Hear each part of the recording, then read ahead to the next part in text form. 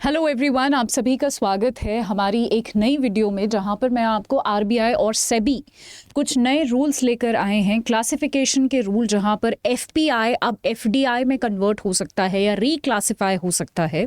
आज के सेशन में मैं आपको यही बताने वाली हूं कि क्या ये आरबीआई और सेबी ने क्या एग्जैक्टली इसके बारे में चीज़ें बोली हैं। ये सेशन आपके एग्जाम पर्सपेक्टिव से काफ़ी ज़्यादा इंपॉर्टेंट है। सो शुरू करते हैं। मैंने आपसे थोड़े दिन पहले ये भी कहा था कि अगर आपको इस तरीके के जितने भी इंपॉर्टेंट आर्टिकल्स आते हैं अलग अलग न्यूज़पेपर में जो आपके एग्जाम के लिए इंपॉर्टेंट हैं, अगर आप चाहते हैं डायरेक्टली आर्टिकल खोल के मैं उनको पढ़ाऊं और साथ साथ आपको ये भी बताऊं कि इनमें से कौन सा पोर्शन है जो आपके मेंस में काम आएगा, कौन सा पोर्शन है जो प्रीलिम्स में काम आएगा, क्या इस आर्टिकल में से इंटरव्यू में काम आएगा और नोट्स कैसे बनाने हैं, तो आप मुझे कमेंट सेक्शन में बताइएगा ताकि हम इस सीरीज को, इन इंपॉर्टेंट आर्टिकल्स को कंटिन्यू रख सकें।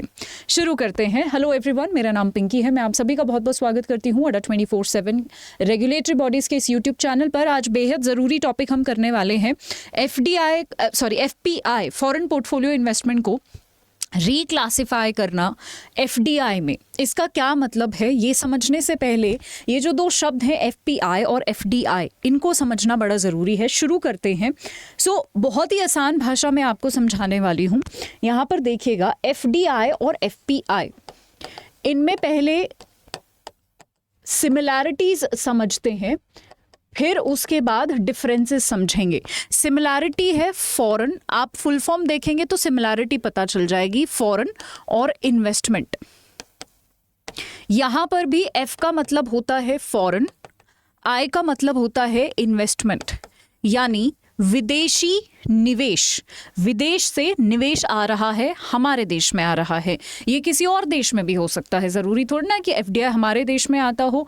एक देश जब अपने देश में नहीं किसी और देश में इन्वेस्ट कर रहा है, निवेश कर रहा है, उसी को एफडीआई बोलते हैं या एफपीआई बोलते हैं। ठीक है, अब यहाँ पर डिफरेंस क्या है? सिमिलैरिटी तो देख ली, डिफरेंस है एक इस शब्द का। यहाँ पर है वो शब्द डायरेक्ट और यहाँ पर वो शब्द है पोर्टफोलियो। यानी अगर मैंने इन दोनों शब्दों को समझ लिया तो मुझे इन दोनों के मतलब का भी क्लैरिटी इजीली मिल जाएगा। समझते हैं डायरेक्ट क्या होता है और आपका पोर्टफोलियो क्या होता है। डायरेक्ट का मतलब जितना ये सिंपल साउंड कर रहा है उतना ही है कि बाहर की कोई भी पार्टी या कोई भी कंपनी, मान लीजिए यूएस की कोई भी कंपनी इंडिया में आके निवेश करती है। ठीक है, इंडिया की किसी एक कंपनी में आके डायरेक्टली निवेश करती है। मान लीजिए यूएस की कंपनी एक्स है और वो हमारे यहाँ पर रिलायंस में आके डायरेक्टली पैसा कुछ निवेश करती है, उसको हम बोलेंगे एफडीआई, अगर सिंपल शब्दों में देखें तो। इसकी स्टेबिलिटी ज़्यादा होती है और ये लॉन्ग टर्म के लिए किया जाता है, लॉन्ग टर्म के लिए किया जाता है और भी बहुत सारी चीज़ों के लिए किया जाता है, ताकि कंपनी में यानी रिलायंस में डायरेक्टली एक्स को कुछ से मिल सके, मैनेजमेंट में कुछ दर्जा मिल सके, हो सकता है बोर्ड ऑफ डायरेक्टर में कुछ दर्जा मिल सके, कंपनी के डिसीजंस लेने में, फैसले लेने में दर्जा मिल सके, पोजीशन मिल सके। ये लॉन्ग टर्म होता है। क्योंकि लॉन्ग टर्म होता है इसीलिए इसको हम स्टेबल इन्वेस्टमेंट भी कहते हैं। समझ आया? ये है एफडीआई। वेयर एज एफपीआई में भी पैसा बाहर से ही आता है, फॉरेन इन्वेस्टमेंट है, बट यहाँ पर पोर्टफोलियो में पैसा आता है। ये पोर्टफोलियो क्या है देखिएगा, investing in financial assets of foreign country such as stocks या फिर बॉन्ड्स। यानी ये जो यूएस का कोई भी पार्टी है, ये अभी भी यहाँ पर मान लीजिए इंडिया में इन्वेस्ट कर रहा है, बट किसी एक कंपनी में डायरेक्टली इन्वेस्टमेंट नहीं हो रहा है। They are investing their money, they are investing their assets, ठीक है, थ्रू स्टॉक्स, बॉन्ड्स, इन सब में इन्वेस्ट करना, अलग अलग जगहों पर इन्वेस्ट करना। लेट्स से कुछ थोड़ा सा एसेट्स रिलायंस पे इन्वेस्ट कर दिया, एशियन पेंट्स में इन्वेस्ट कर दिया, अलग अलग जगहों पर इन्वेस्ट करना और अपना एक पोर्टफोलियो बना लिया जहाँ जहाँ इन्वेस्ट किया है।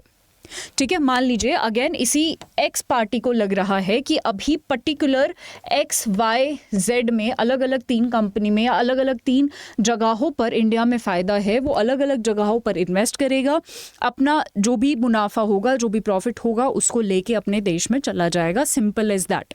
इसीलिए ये लॉन्ग टर्म नहीं होता है। ठीक है, it can be, it can not be. ठीक है, जब लगता है कि हाँ यहाँ पर मुनाफा मिल रहा है, मुनाफा लिया, अपने घर चले जाते हैं। घर मतलब वापस जो है चले जाते हैं। अगर ऐसा लगता है कि यहाँ पर किसी एक देश में मुनाफा नहीं है, रातों रात वहाँ से अपना पैसा निकाल लेते हैं, किसी और देश में इन्वेस्ट कर देते हैं। इसी तरीके से एफपीआई जो है काम करता है। तो आई होप एक बेसिक डिफरेंस आपको समझ आ गया होगा एफडीआई और एफपीआई में। ठीक है, यहाँ पर पोर्टफोलियोज में इन्वेस्ट किया जाता है, और यहाँ पर डायरेक्ट इन्वेस्ट किया जाता है। ये लॉन्ग टर्म होता है, ज़्यादा स्टेबल होता है। ये उतना लॉन्ग टर्म नहीं होता है, उतना स्टेबिलिटी भी एफपीआई नहीं देते हैं। अब आते हैं न्यूज़ पे। न्यूज़ कहती है कि जी आरबीआई और सेबी ने एक नया फ्रेमवर्क इशू करा है कि एफपीआई को अब एफडीआई में रिक्लासिफाई किया जा सकता है, काइंड ऑफ कन्वर्ट किया जा सकता है कि किसी का एफपीआई वाला इन्वेस्टमेंट किया हुआ है किसी ने, तो वो एफडीआई में भी बदला जा सकता है। कैसे? The question arises how. देखिए, रीड करते हैं। अब यहाँ से आपको प्रीलिम्स के लिए ये वाला फैक्ट ज़रूरी है कि रिसेंटली एसएसए, आरबीआई और सेबी ने ये वाला जो है फ्रेमवर्क निकाला है। प्रीलिम्स के लिए ये ज़रूरी है, ओवरऑल अंडरस्टैंडिंग के लिए, इंटरव्यू मेंस के लिए हाउ वाला पॉइंट ज़रूरी है। समझते हैं। सो रिसेंटली मैंने बताया FPI concern should obtain necessary approvals from the government. सरकार से जो भी एफपीआई जो है एफडीआई में यहाँ पर कन्वर्ट होना चाहते हैं या कन्वर्ट हो सकते हैं, उनको सरकार से अप्रूवल लेना पड़ेगा। ठीक है, including approvals required in the case of investment from land bordering countries and ensure that the acquisition beyond the prescribed limit is made in accordance with the provision applicable for FDI। ये prescribed limit क्या है? ठीक है, कि prescribed limit वहां पर होनी चाहिए। What is this prescribed limit? आगे बढ़ते हैं। हाँ जी, तो यहाँ पर यही बोल रहा है कि सबसे पहले आपको सारी परमिशंस लेनी पड़ेगी। सो आप सभी को पता है यहाँ पर एक रूल है वो जो कहता है that investment made by FPI should be less than 10%। क्योंकि अगर 10% या 10% से ज़्यादा हो गया तो वो एफडीआई इन्वेस्टमेंट कहलाया जाता है, एफपीआई नहीं। तो कहता है कि जी एफपीआई इन्वेस्टमेंट के लिए आपका जो भी इन्वेस्टमेंट आ रहा है बाहर से should be less than 10% of the total paid up equity capital on fully diluted basis. ठीक है, ओके।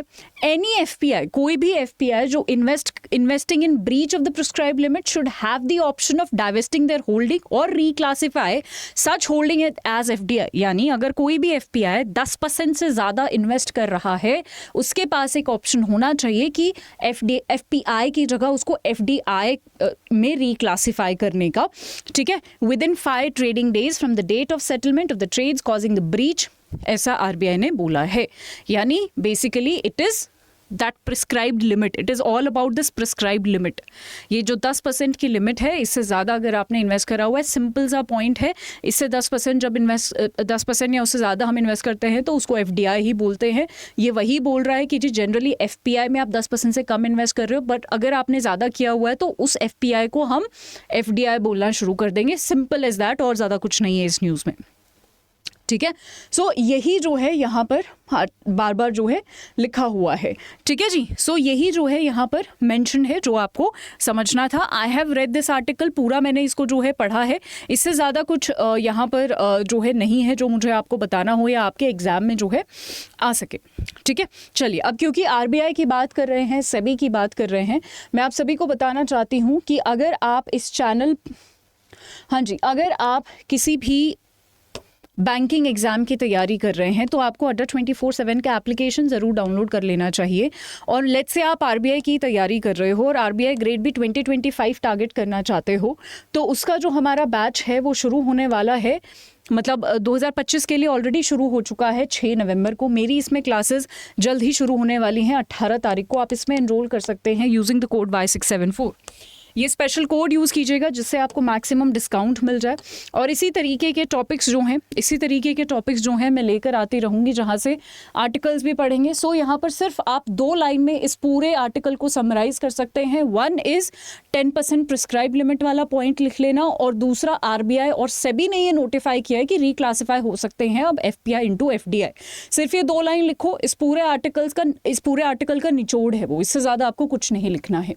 तो आप देख रहे हो हमने 500 वर्ड्स को सिर्फ 2 लाइनों में कन्वर्ट कर दिया, और and this is called notes making, art of note making. ठीक है, सो ये भी मैं आपको साथ साथ सिखाती रहूंगी। अभी के लिए इतना ही। Thank you so much everyone, bye bye and take care.